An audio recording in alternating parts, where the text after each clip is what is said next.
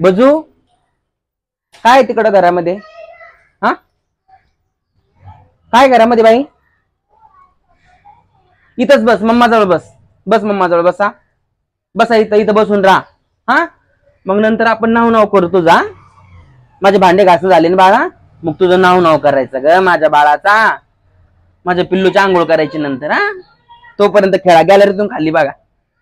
हा टिल्ल्या कुठे? टिल्ल्या टिल्ल्या कुठे? टिल्ल्या टिल्ल्या ए टिल्ल्या कशाला येतो रे मग आमच्या गल्लीत? गुड मॉर्निंग सगळ्यांना. काय चाललंय सर्वांचं? टिल्ल्या म्हणजे आमच्या गल्लीतलं कुत्र आहे. त्या आमच्या जर गल्लीत आलं तर मुनमुनला आवडत नाही. तिचं म्हणणं असं आहे की आमच्या मम्मीची गल्ली आहे, त्याच्यामुळं इथं जर कुत्रे दुसरे आले की आमची मुनमुन सारखी भुकत असते त्यांना. काय व्हिडिओ काढायला टाइमच नाहीये. म्हटलं भांडे घासता घासता तरी काढूया, जरा दोन शब्द बोलूया. इतरही काम असतात ना, पोटा पाण्यासाठी दोन पैसे पण कमवायचे. पार्लरला आज जरा क्लायंट आहे, त्यामुळं भांडे घासता घासताच बनवते. बाकी लहानपणी खूप मला भांडे भांडे खेळायची हौस होती.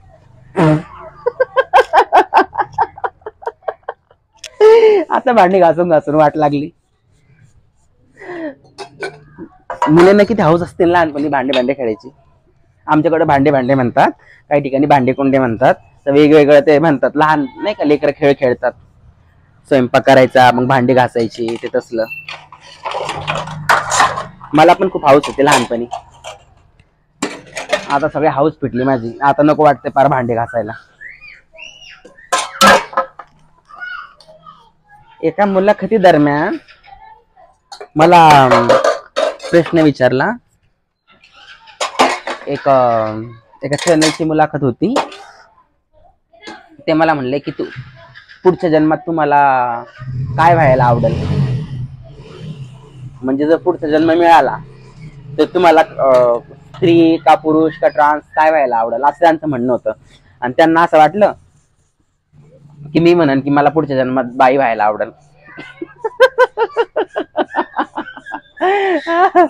बाई काय व्हायचं पुढच्या जन्मात? बाई तरी ह्या जन्मातच आहे मी. मी त्यांना म्हटलं की मला पुढचा कोणताही जन्म नको, आता मला मोक्ष पाहिजे. काय म्हणलं असेल बरं? कारण की असा कोणता जन्म आहे की ज्याला काहीच त्रास नाही किंवा स्ट्रगल नाहीये. खरं म्हणजे असा कोणताच जन्म नाहीये की, म्हणजे अशी कोणतीच योनी नाहीये की ज्यामध्ये सगळं सुखाचं होईल. मग ते पुरुष असो का स्त्री असो का प्राणी असो का पशु पक्षी असो. म्हणजे बघा ना, एक जर विचार करायला गेलं तर पशु पक्ष्यांना आणि प्राण्यांना पण कष्टच आहेत. त्यांना बिचाऱ्यांना तर अन्न शोधावं लागतं. त्यांना पण अन्न शोधावं लागतं. रस्त्यावर कुत्रे फिरतात, त्यांना सुद्धा बिचाऱ्यांना अन्न शोधावं लागतं. कधी कधी 10-10, 15-15 दिवस ते उपाशी राहतात. आणि कधी कधी फार उपासमारीने मरायची वेळ येऊन जाते. म्हणजे पशु पक्ष्यांचा पण जन्म सोपा नाही. आपल्याला असं वाटतं की प्राण्यांचं पशु पक्ष्यांचं चांगलं आहे, पण नाही. आपण तरी तोंडाने मागू शकतो कुणाला, ते मागू पण शकत नाहीत बिचारे, आणि ते सांगू पण शकत नाही. त्यामुळं ते पण चांगलं नाहीये. आणि बाकी तर स्त्री पुरुष म्हणजे मनुष्य योनी तर नाहीच आहे. स्त्रियांना पण बिचारांना भेटला चांगला नवरा तर ठीक आहे, नाही भेटला तर आयुष्यभर गुलामी करा. आई बापांनी चांगलं एज्युकेशन केलेलं असेल तर 2 पैसे ती बाई कमवून खाणार. त्यात पण जर जॉब करत असले तर लोकांच्या नजरा, लोकांची टोमणे. चांगलं नाहीये, कोणतंच जन्म चांगला नाही असं वाटतं लोकांना, पण नाही. आणि पुरुषांचं तरी कुठं चांगलं आहे हो. हा पुरुषांना पण जॉब करा, लेकरं बाळ सांभाळा, बायको सांभाळा, परत लेकरांचे लग्न करा.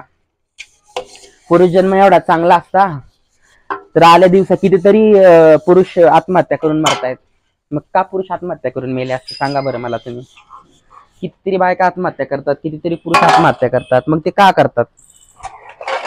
ऍक्च्युली जन्म कोणताच चांगला नाही, मनुष्य योनी नाही. आणि काय म्हणतात ते पशु पक्षी प्राणी पण नाही. मी तरी एका जन्मात सगळं बघून घेतलंय, बस झालं आता. आता नको, सगळं बघितलं एका जन्मामध्ये. काय नसतं ग बाई या सगळ्या म्हणायच्या गोष्टी. मुनमुना काय करतो? इथं बस ना पिल्लू, येऊन इथं बस. पाणी ठेवलंय गरम करायला, आंघोळ करून देते. हा बाई आंघोळ करते. हा भांडे घासून झाल्यावर करायची ना आंघोळ? करायची. बसा इथं बसा मम्मा जवळ.